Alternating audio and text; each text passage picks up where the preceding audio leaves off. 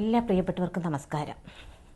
ഞാൻ ഈയിടെ തിരുവല്ല നഗരത്തിൽ സ്ഥിതി ചെയ്യുന്ന പാലിയക്കര കൊട്ടാരത്തെക്കുറിച്ച് ഒരു ഫേസ്ബുക്ക് പോസ്റ്റ് ഇട്ടിരുന്നു. ആ പോസ്റ്റിൻ്റെ അടിയിലെ ഒരു കമൻ്റാണ് ആ കൊട്ടാരത്തെക്കുറിച്ച് കുറച്ച് ചെറിയ വിവരണം നൽകാമോ എന്നത്. അപ്പോൾ ആ പ്രകാരം അതിനെക്കുറിച്ച് എനിക്കറിയാവുന്ന ചില വസ്തുതകൾ ആണ് ഈ വീഡിയോയിൽ ഞാൻ നിങ്ങളുമായി പങ്കുവയ്ക്കുന്നത്. ഏതാണ്ട് AD 1800-നും 1900-നും ഇടയിൽ പണി കഴിപ്പിച്ചതാണ് ഈ പാലിയക്കര കൊട്ടാരം.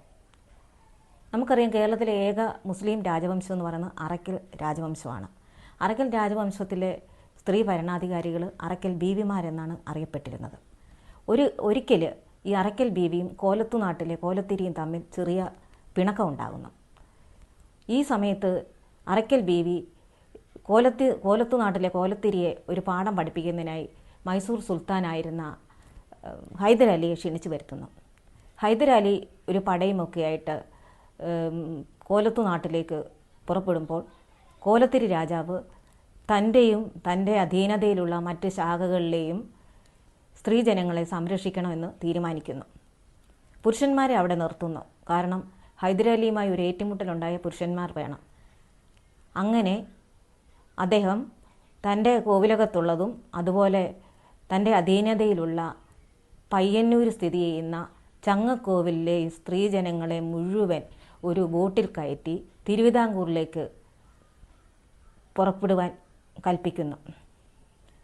അങ്ങനെ തിരുവിതാംകൂറിലേക്ക് യാത്ര തിരിക്കുന്ന ഈ സ്ത്രീജനങ്ങൾ കോഴിക്കോട് എത്തുകയും കോഴിക്കോട് വേപ്പൂരിനടുത്തുള്ള പരപ്പനങ്ങാടി സ്വരൂപത്തിൻ്റെ അധീനതയിലുള്ള പഴഞ്ചേരിൽ കോവിലകത്തെത്തുന്നു.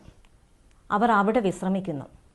പിന്നീട് തിരുവിതാംകൂറിലേക്ക് വീണ്ടും യാത്ര തിരിക്കുമ്പോൾ ഈ പഴഞ്ചേരി കോവിലകത്തെ മുഴുവൻ സ്ത്രീകളും അവരോടൊപ്പം കൂടുന്നു. കാരണം കോലത്തിരിയുടെ അധീനതയിലുള്ള ശാഖകളാണ് ഈ പഴഞ്ചേരി കോവിലകവും അതുപോലെ മറ്റ് കോവിലുകളും ഒക്കെ തന്നെ.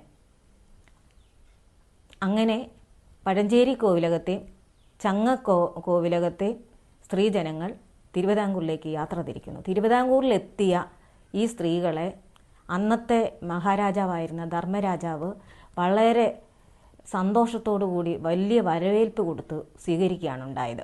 കാരണം അന്ന് തിരുവിതാംകൂറിലെ വിവാഹങ്ങളൊക്കെ നടന്നിരുന്നത് കോലത്തു നാട്ടിൽ സ്വരൂപത്തിൽ നിന്നുള്ള സ്ത്രീകളെയായിരുന്നു വിവാഹം കഴിച്ചിരുന്നതും അതുപോലെ ദത്ത് പ്രക്രിയകൾ നടത്തിയിരുന്നതും. അപ്പോൾ രാജാവ് ഇവരെ വളരെ സന്തോഷത്തോടെ സ്വീകരിക്കുകയും അവർക്ക് പ്രത്യേകം പാർപ്പിടങ്ങൾ ഒരുക്കുകയും ചെയ്യുന്നു.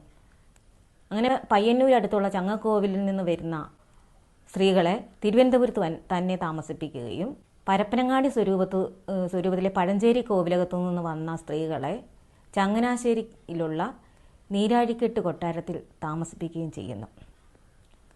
പിന്നീട് കാലങ്ങൾ കഴിഞ്ഞു പോകവേ നീരാഴിക്കെട്ട് കൊട്ടാരത്തിലെ അംഗബലം കൂടുകയും ജനസംഖ്യ വർദ്ധിക്കുകയും ചെയ്തതോടെ ആളുകൾ പലയിടങ്ങളിലായി ചിതറി പാർക്കാൻ നിർബന്ധിതരായി.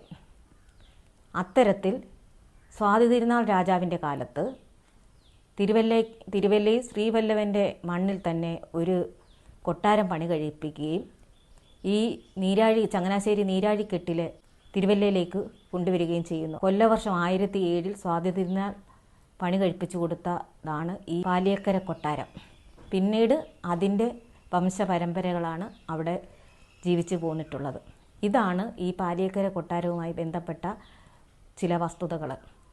അപ്പം ഈ വീഡിയോ നിങ്ങൾക്ക് ഏതെങ്കിലും തരത്തിൽ ഇഷ്ടപ്പെട്ടുവെങ്കിൽ സപ്പോർട്ട് ചെയ്യുക.